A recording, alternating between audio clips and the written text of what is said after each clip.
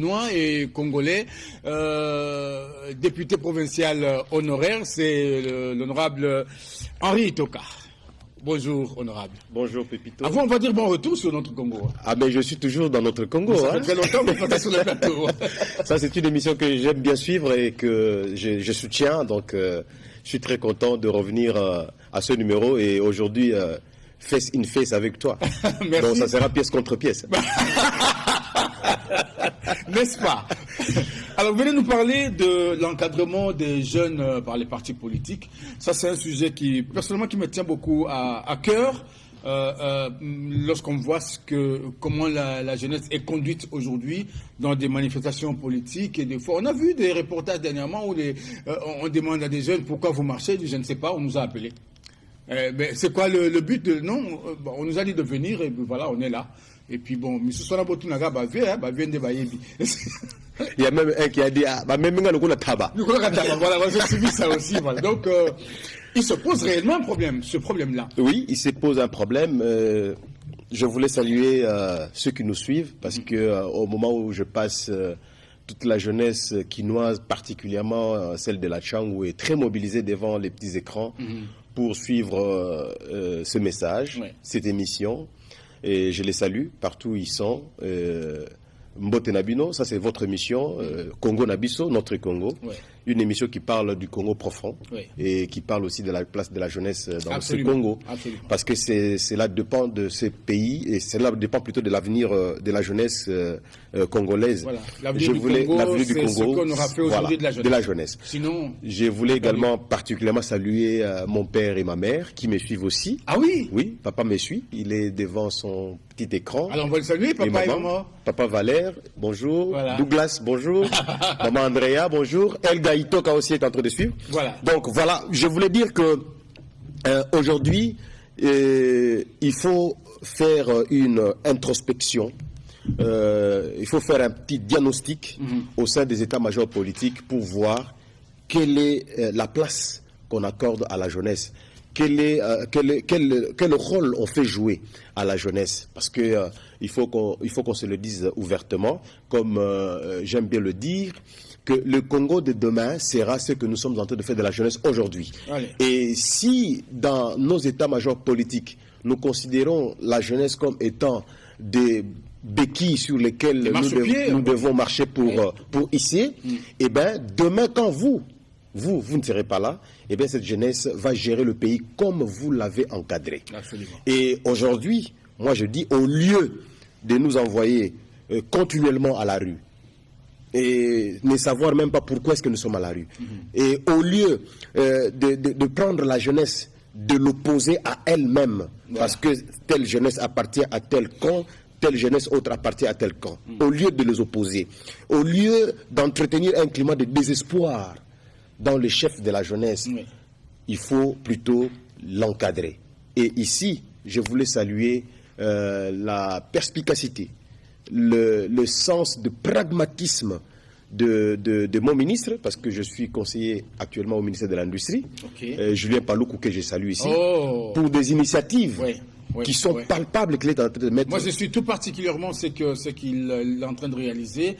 Il est partout, mais il est surtout en train de pousser, surtout les jeunes, à s'investir et à investir, à mettre au fait à contribution leurs intelligences. Absolument. Plutôt que leurs muscles, leurs intelligences. Absolument. Au service de la nation. Imaginez-vous. J'ai toujours sollicité d'ailleurs du ministre Julien qu'on en parle, qu'on fasse comme on s'est promis ici avec monsieur Boulaboula, des émissions spéciales pour parler de toutes ces choses-là, parce que ça se passe sur Twitter, je le suis souvent sur Twitter, mais je pense qu'il faut mettre ça à la disposition de toute la nation, du grand public, qui sache non seulement ce que monsieur le ministre Julien Paloukou fait, mais surtout ce que ces jeunes-là font, de quoi ils sont capables aujourd'hui à travers l'encadrement qu'il leur assure. La problématique, pour ne pas revenir sur ce que j'ai dit, la problématique est la suivante.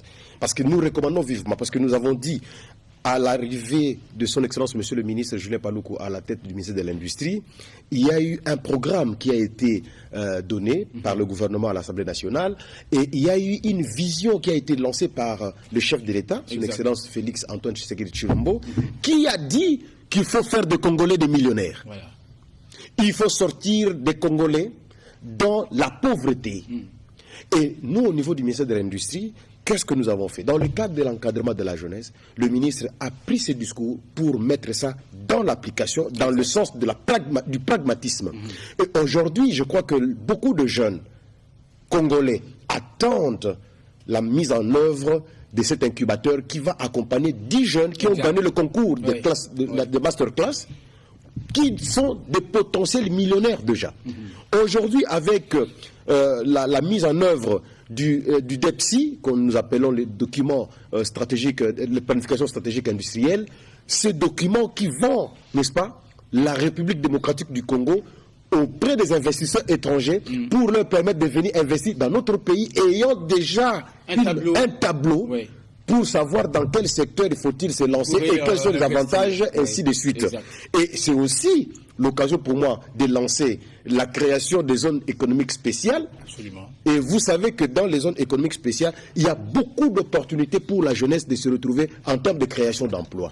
Et je ne veux pas me lancer dans tous, parce que vous avez promis qu'il y aura une émission spéciale. Mais ce qui est plus important ici, la problématique que nous voulions poser, en tant que jeunes, en tant que leader politique, nous devons savoir, quand est-ce que le jeune Congolais seront-ils mis au parfait par leurs états-majors politiques qu'il existe dans le gouvernement un plan pour faire de ces jeunes-là des millionnaires. Autant qu'on amène les jeunes à la rue pour aller marcher pour des besoins politiques de soi-même, autant il est aussi nécessaire de dire à ces jeunes, écoutez, le gouvernement en place a mis un plan pour que vous deveniez des millionnaires. J'ai été au nord et au sud du Kivu. J'ai voyagé dans les Katanga. Je suis allé à la province orientale. Je suis originaire de Kenge, dans le Bandundu. Je salue d'ailleurs notre gouverneur qui nous suit.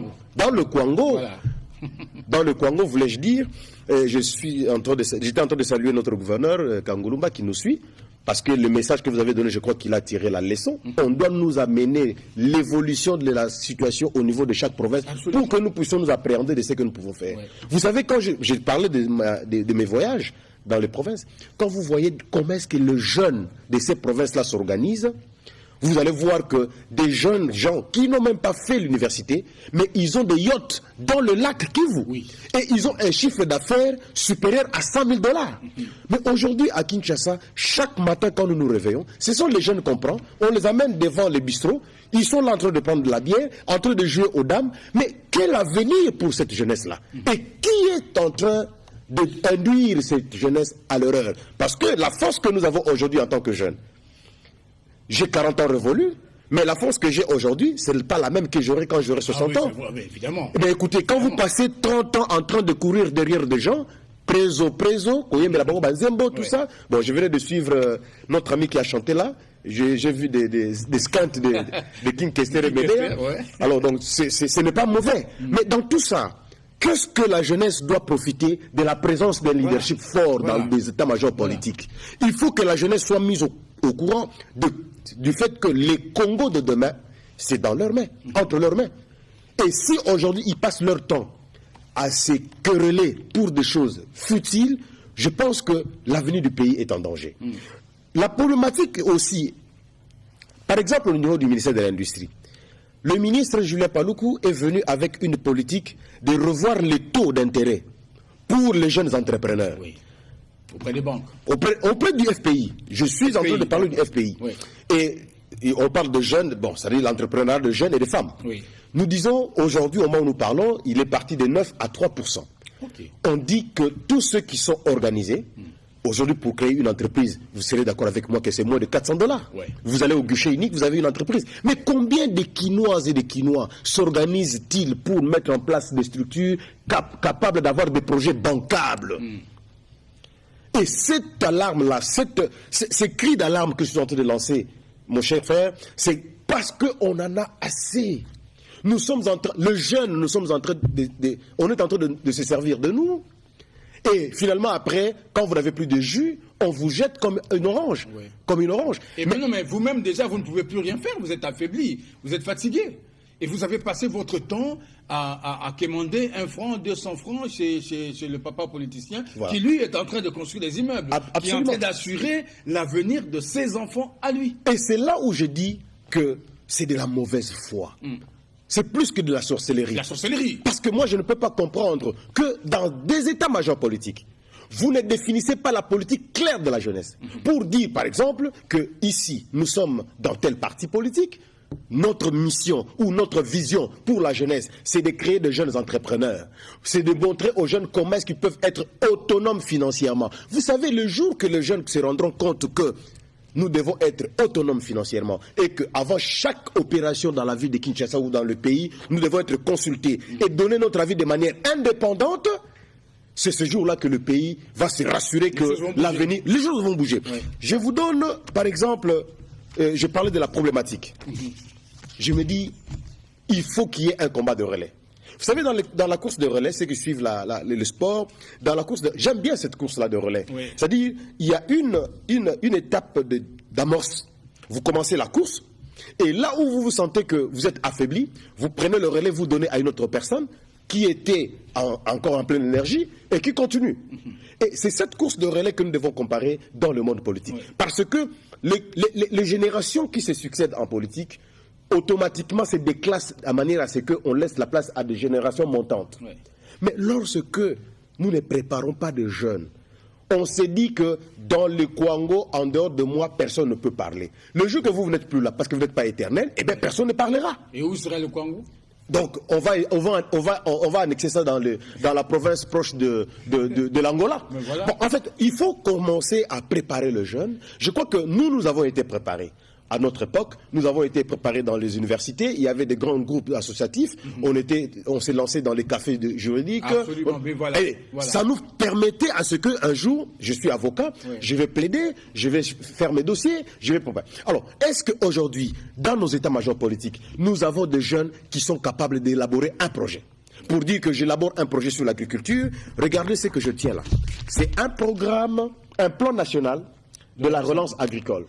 Je me promène toujours avec ce document. Vous savez pourquoi? Mais parce que moi-même, je suis un agriculteur. Ok.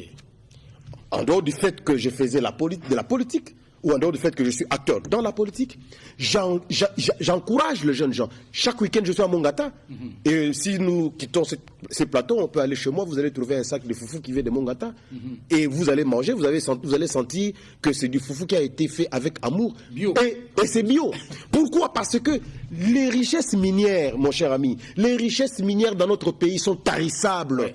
Et ça, le ministre Julien Paluku a toujours dit ça à la jeunesse. Les richesses minières sont tarissables. Il faut se lancer dans l'agriculture, il faut se lancer dans l'élevage. Vous vous rendez compte qu'il y a des hectares et des hectares dans l'est de la ville de Kinshasa qui chôment. Vous allez trouver seulement une pancarte ferme ceux qui boki. Oui. Mais vous ne connaissez pas quelle activité qui est en train de se passer là-bas. Oui. Mais les gens meurent de faim. C'est paradoxal. C'est paradoxal. Oui. En principe, dans notre pays, avec 80 millions de terres arables, lesquelles seul peut produire tout produit. C'est-à-dire toute sémence que vous allez mettre sur le sol congolais, il va émerger, il va produire. Oui. Mais les gens meurent de faim. Vous allez dans des parcelles, il n'y a plus de jardin.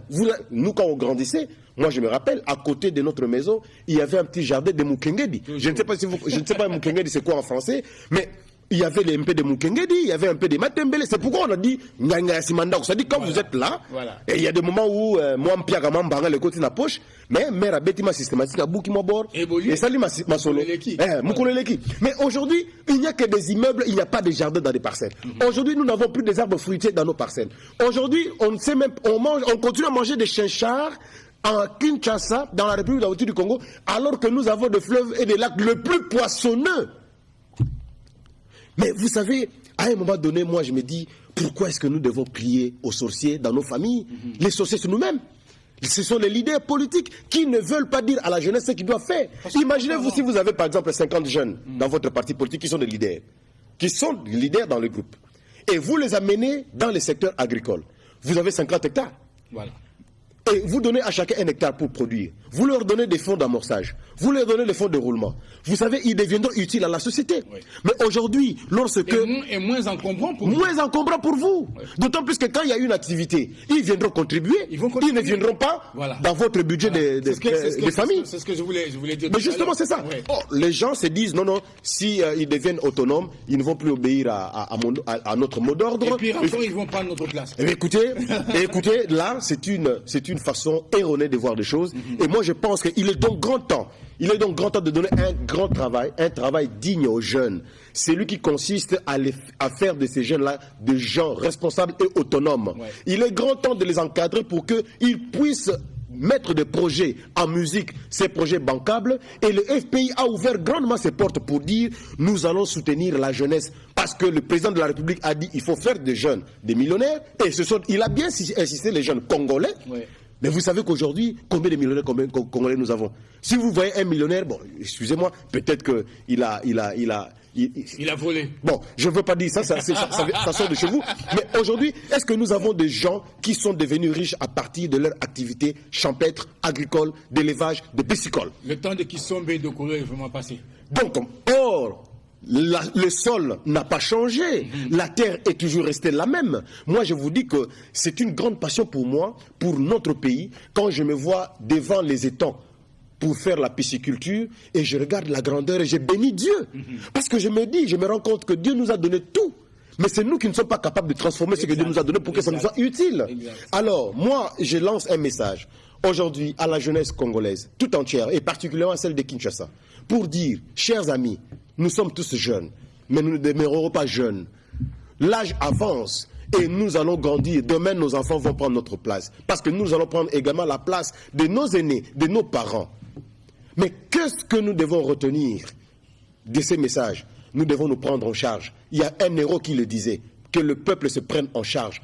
Se prendre en charge, ça veut dire assurer son alimentation, être autonome sur le plan financier, être un entrepreneur, créer sa propre entreprise. Aujourd'hui au Congo, c'est possible. Et être capable de participer à la prise de décision. Absolument. D'autant plus, Pépito, d'autant plus que vous êtes capable financièrement. Lorsqu'il y a une décision, vous savez que Moutou a zagana moi l'autre chose la famille a comme Ayaya. Absolument.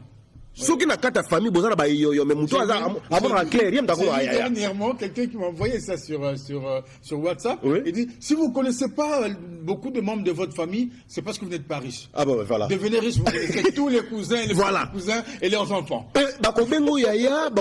Moi, j'aime bien mon père quand il dit que non, vous savez, chaque enfant naît avec une étoile que Dieu lui a donnée. Absolument. Et nous, dans la famille chrétienne, nous disons que nous devons obéir à la recommandation de Dieu. Ouais. En Genèse, Dieu a dit je vous ai donné la terre pour la sujetir, pour la transformer. Oui. Il faut le faire. Nous devons dominer sur ce que Dieu nous a donné pour que nous puissions être dans une vie aisée. Amen. Et aujourd'hui, merci beaucoup. Aujourd'hui, je crois que la solidarité doit régner entre nous, c'est vrai, mais nous devons travailler. Nous devons être soudés dans le travail. Je vous donne mon exemple. J'ai été dans la politique. Beaucoup me connaissent comme opérateur politique. Beaucoup me connaissent comme député provincial honoraire. Aujourd'hui, secrétaire permanent du Renovac. Je suis conseiller du ministre de l'Industrie. Mais je prends du temps à faire mon travail agricole, mes activités agricoles, mes travail piscicole. Parce que je sais que l'autosuffisance alimentaire pose problème et posera problème. Et nous devons répondre à ce besoin. Oui, ça c'est pour vous. Au moins, vous avez réfléchi et vous vous lancez dans cette activité. Mais autour de vous, il y a des jeunes. Parce que nous parlons de l'encadrement de la jeunesse. Est-ce que vous avez un programme précis? Est-ce que vous avez un projet? C'est bien bon de critiquer comme nous faisons tous les deux ici, parce que c'est vrai, il y a des problèmes. Il faut critiquer, il faut donner son avis. Mais après avoir donné son avis, il faut aller sur l'autre rive, c'est-à-dire poser des actes. Donner l'exemple. Oui. Mais je crois que les images viennent de passer et ces images-là parlent d'elles-mêmes. Je dispose d'un grand groupe de jeunes que j'encadre. C'est la Solidarité Quinoise. Cette structure que nous avons créée depuis 2009, qui appuie, comme là vous voyez... Solkin. Ah d'accord. Voilà. C'est la Solkin. J'en ai déjà entendu parler. Voilà. Et d'ailleurs, tout celui qui est quinois est membre de la Solidarité Quinoise. Que vous signez votre fiche d'adhésion ou pas, mais la Solidarité Quinoise vous concerne et vous y êtes membre. Et là, nous sommes passés dans les hôpitaux pour aller assister des femmes qui avaient accouché et qui étaient retenues pour non-paiement de frais. Nous sommes allés dans le marché pour aller soutenir la maman qui est devant nous là en noir, qui avait une activité commerciale. On devait l'appuyer avec nos cotisations. Et bien, nous ne dépendons pas des poches des individus. Des grands prêtres. Non, chez nous, il n'y a pas de grands prêtres. D'ailleurs, nous n'aimons pas les termes de prêtres. Chez nous, il y a les amis de la solidarité. Parce que nous aimons être ensemble, nous partageons notre verre, nous sommes un groupe vraiment homogène. Et là-dedans, vous trouvez toutes les provinces, mais seulement avec une dose importante qui est conditionnée dans notre association, avoir un minimum de scolarité requis pour nous permettre d'envisager, pour nous d'imaginer sans cesse comment est-ce que nous pouvons apporter notre appui. Et donc, ces groupes associatifs, la solidarité quinoise, est venu pour, n'est-ce pas, accompagner les autorités dans ceux qui veulent avoir notre accompagnement. Nous les accompagnons en créant un pont, n'est-ce pas, entre les décideurs et la population, et à donner des initiatives. Et là, nous sommes dans le Homme des Veillards. Et comme vous le voyez, c'était une façon pour nous de fêter notre nouvel an.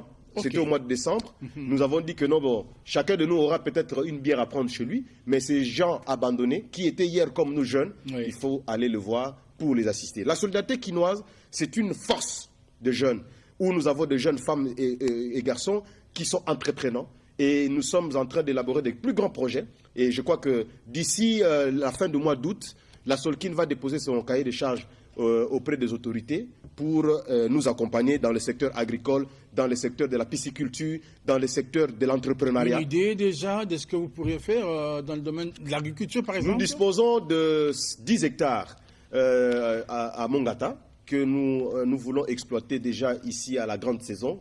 Et nous avons également un site touristique que nous sommes en train d'aménager vers Kikimi, dans l'intersection de la commune de Kimbanseke et Lansele. Nous allons créer un site touristique là-bas. Et nous appelons donc les gens de bonne foi de venir nous appuyer dans cette idéologie, dans cette façon de voir les choses, pour que nous puissions former vraiment une jeunesse utile à la société et capable de prendre le relais demain. Ouais. Mon honorable, vous avez parlé de la constitution de votre association, de votre mouvement associatif, Solidarité Quinoise. Ça m'inspire quand même une idée, quand vous avez parlé de critères. Il faut avoir un petit bagage intellectuel quand même. Mais que faites-vous de ceux qui n'ont pas eu cette chance-là d'aller à l'école pour des raisons XY, à cause de la pauvreté des parents, à cause, peut-être de mauvaise fréquentation aussi? Ils ont droit, ils sont jeunes. Oui, effectivement, on ne les abandonne pas. Oui. On les abandonne pas, d'autant plus que la Solidarité Quinoise a signé un partenariat avec la fondation qui porte mon nom. Et la fondation qui porte mon nom dispose d'une école. Et nous prenons tous ceux qui sont analphabètes, nous les versons là-bas pour leur prise en charge scolaire. Et je vous informe que depuis 2013 que cette école a vu le jour, nous avons eu plusieurs promotions, des jeunes gens qui ont été formés et qui ont étudié gratuitement, avant même que la gratuité ne soit effective avec le président Félix Tshisekedi. Déjà dans notre fondation, dans notre école, nous avons assuré la gratuité des enfants démunis pour leur permettre d'avoir les mêmes chances d'éducation et d'instruction avec les autres enfants ordinaires. Bon, on va prendre une petite pause. On va suivre cette autre évasion. Indépendance Tcha-Tcha, ça vous dit quelque chose? Il n'y a pas longtemps, vous venez de fêter.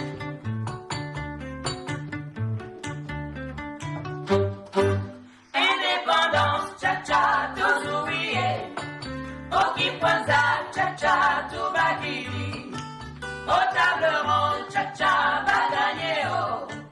Olipanda Tcha-Tcha, tuzuie. Indépendance Tcha-Tcha, tuzuie. Okipwanza Tcha-Tcha, tubadili. Au table ronde Tcha-Tcha, baganyeo. Olipanda Tcha-Tcha, tuzuie.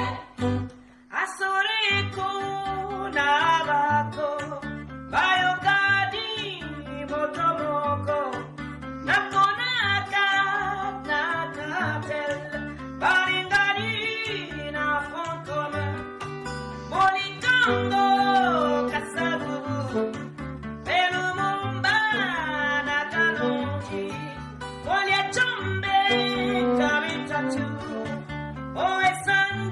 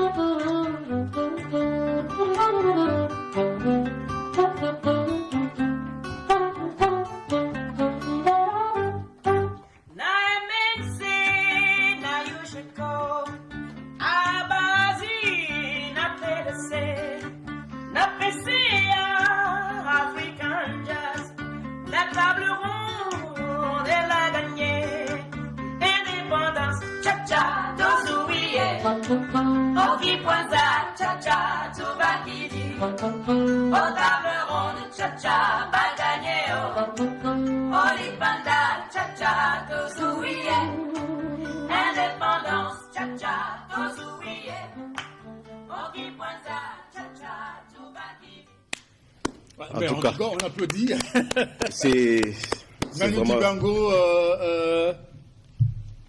Angélique Kidjo, toute l'Afrique qui se met ensemble pour chanter l'indépendance des nations africaines, mais à la congolaise. Mais aujourd'hui, où se trouve le Congo?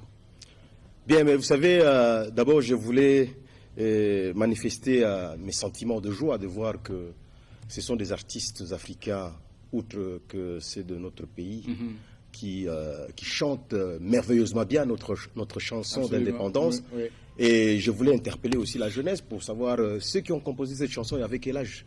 Quand ils ont composé cette chanson, à l'époque, ils avaient quel âge? Et aujourd'hui, ils ont quel âge?